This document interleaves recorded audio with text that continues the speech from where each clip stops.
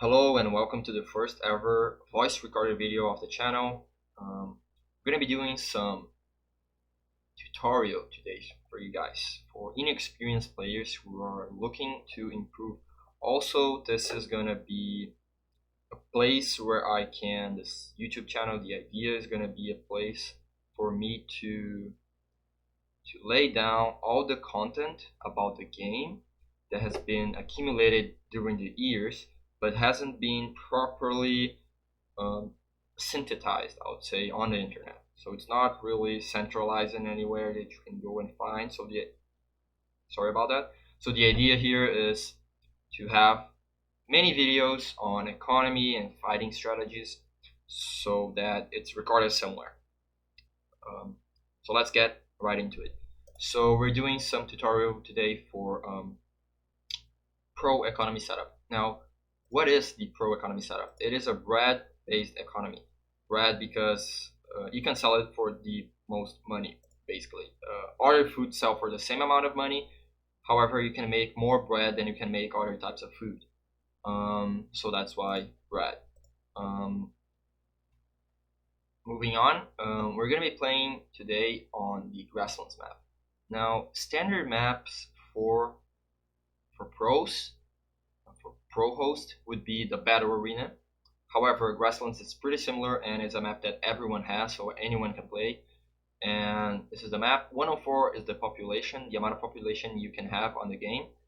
In this case, it's 104. The amount of population you can have varies according to the amount of players you have inside of the match you are. This case is 104 because there's 5 to 6 players. So 5 to 6 players allows you to have a maximum population of 104. And bottom right is the position we are starting. So let's get right into it. So the position we're starting is bottom right, as you can see. It's all these lady sirens here who are not going to interfere. And we're in bottom right. So first things first, stockpile. When you place the stockpile 10 to 15 tiles away from your keep on the direction you have the most room to build. So in this case, we have more room over here than over here, so we're going to be placing it on the right side. This guy is smart as well. Stockpile on the left, much more room on the left. Same thing goes for here. Same thing goes for here. More room on the left side. More room on the left side. So stockpile always there. Same thing goes for here, and same goes for us. Instead, we're doing it on the right side because we have more room. So stockpile 10 to 15 tiles away. This is good enough. So the stockpile, depending on where you start, the position of the stockpile, where the stockpile is facing, is important, and is related to the position you start. So if you start on bottom, basically the stockpile always going to be facing down. So starting on bottom, stockpile facing down. Starting on bottom, stockpile facing down. Very intuitive. If you're on up, if you're on top, stockpile going to be facing up. Stockpile going to be facing up. Stockpile going to be facing up. In this case, all these stockpiles are wrong if you're looking for best bread economy. It's not a huge deal, but I would keep an eye on it. Next thing is the granary. Granary going to be facing the stockpile just like so. This is for the natural placement for stockpile and granary for the bread economy. You're not going to be moving those, so once you place it, you're safe. This is the position, starting position 1. Next thing, we're going to be doing some apple farms and 100 posts. We have 37 wood. We're going to be using that to build 5 apple farms. The apple farms should be close to the granary. However, do not place your apple farms over here. Do not place them over here because we're going to be having some mills over here for this setup. So next thing is 100 posts. 100 posts also close to the fireplace. The reason why we're placing stuff relatively close to the fireplace is because peasants spawn from the fireplace. So we're going to be doing 200 posts. All of our wood is gone. Now next thing you want to do after doing all this in this order is placing the stockpile, placing the market. Place it anywhere, doesn't matter. Let's just unpause here. We're going to be walking you through the population. Over here, as you can see, we have the peasants spawned and the maximum amount of peasants that we can have. In this case, the number is going out there because peasants are spawning, and then right side there, you can see the maximum amount of peasants we can have. So this number is going to go up until 8. It's going to stop at 8. and maximum we can have is 104 if we start placing houses. Each house gives us 8 extra population, so that would be 12 houses plus the keep. The keep is another 8 population, so the keep is like a big house. Gives you 8 peasants anyway, so that would be the maximum, like 12 houses plus the keep, 104 for 5 to 6 players, which is the case we have 6 players. So after you place stockpile, granary, apple farms, 100 posts, place the market. We're gonna be doing some stuff in the market here as soon as you place it. So place it, want to sell 20 apples. So you're clicking on sell 4 times, you're gonna be selling 20 apples, and then you're gonna be buying 5 bread. Next thing, you're gonna be coming to the some resources here, and we're gonna be selling 5 stone, and we're gonna be buying wood. We're gonna be buying all the wood that we can. Should have 68 by the end of this, and actually you can sell all of the stone. Just sell all of the stone and just buy more wood. Should have 75 wood then. Better this way. So next thing is going to the granary. Once you do all your business on the market, sell 20 apples, buy 5 bread, sell the stone, buy all the wood, sell the stone, buy all the wood. When it be going to the granary, you can click on it, or you can use the hotkey, which is letter G on the keyboard. And what you're gonna see here is the honor, because that's what you're looking for, is the honor. We need 10 honor to promote all of our honor at the start. It's going to be coming from the granary. Since we only have 2 food types, we're gonna get plus 1 honor on normal rations. Half rations give 1 honor too. Extra rations give 1 honor too. But since we have very little food and we need a lot of honor, we can't really give away a lot of food. So we have to give the least amount of food that we can to get the maximum amount of honor we can. In this case, we're going to be doing half rations for plus 1 honor, minus 4 happiness. So we're going to sacrifice some happiness. We have 80, we have a lot. We can quote unquote tank the unhappiness for our purposes. So once you buy the food on the market, do all your business on the market, you set the granary on minus 4 to get a 1 honor every month that passes. Every month is 15 to 16 seconds, something like that. I'm not 100% sure, but it's around that. You're gonna have the granary on minus 4 over here, and we're going to the next steps right now. Once you get done with this, now we have all this wood. What we're gonna do with it now, it's extremely important, and it's the next step. We're gonna be placing some woodcutters and houses. Now, as you guys can see, we're 8 of 8, but we already placed like, we're not gonna have peasants left. After like they all go to work, we're gonna have 1 peasant left. Because we have 8 peasants total and 7 buildings that require peasants. So basically we have no peasants left. Next step, place the hovels. So the houses, you're gonna wanna place them close to where the woodcutters are gonna be. Now the reason for that is because the peasants, they spawn directly from the houses and then they go running to the fireplace. And if they spawn really close to the woodcutters, they're gonna become woodcutters, and they're gonna be much closer to their work post than they would be if you place the houses over here, for instance, over here, or well, basically anywhere further away from this. And so houses always close to where the wood is gonna be. After you place the houses, you place the wood. You're gonna wanna spend all of your wood into the woodcutters. Once you have the houses placed, you wanna place 3 houses. Keep that in mind, and then the rest just woodcutters. Doesn't really matter how many, as many as you can. And then, as you can see, peasants are gonna be spawning from the houses. Obviously, you're not gonna be able to pause the game like I am on multiplayer, so you should do this fast.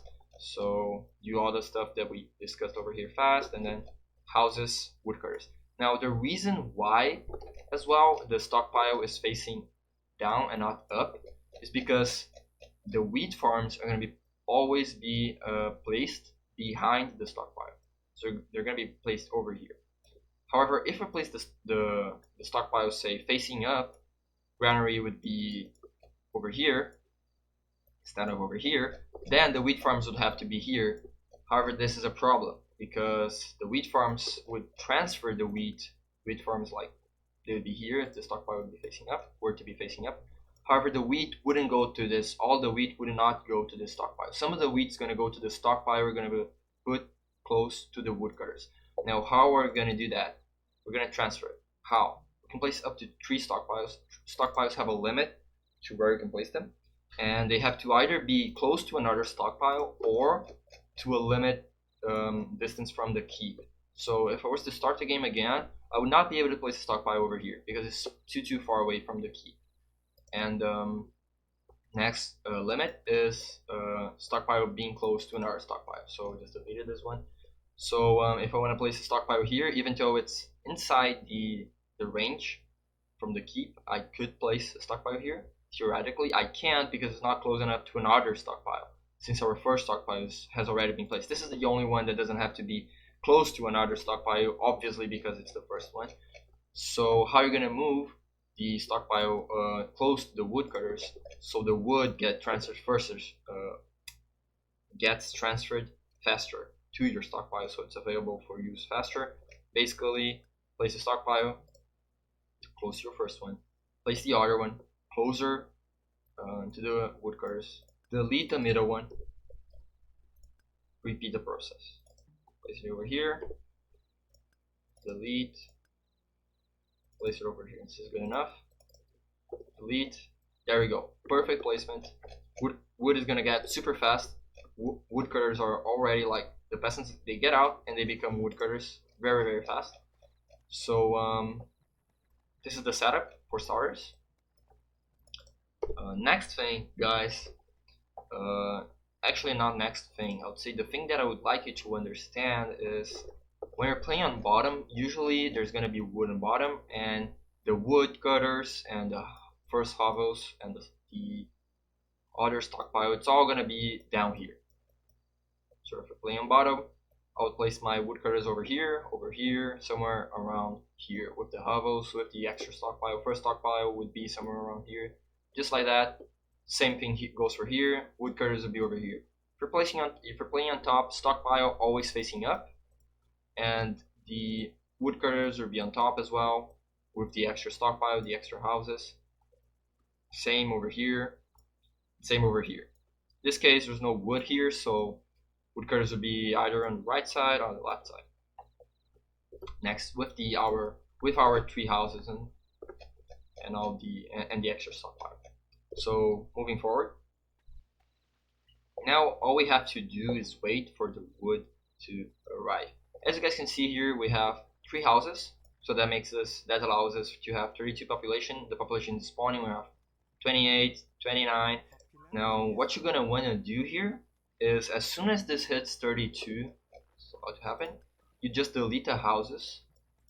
Now why are we doing this?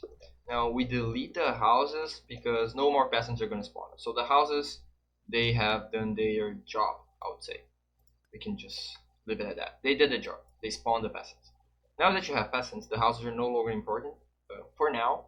So what we can do is delete the houses to get some extra wood that we did not have before.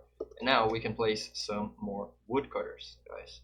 We can place 3 woodcutters extra because we deleted 3 houses. Each house gives us back 3 wood. Each woodcutter costs 3 wood, so yeah, 3 woodcutters. There we go.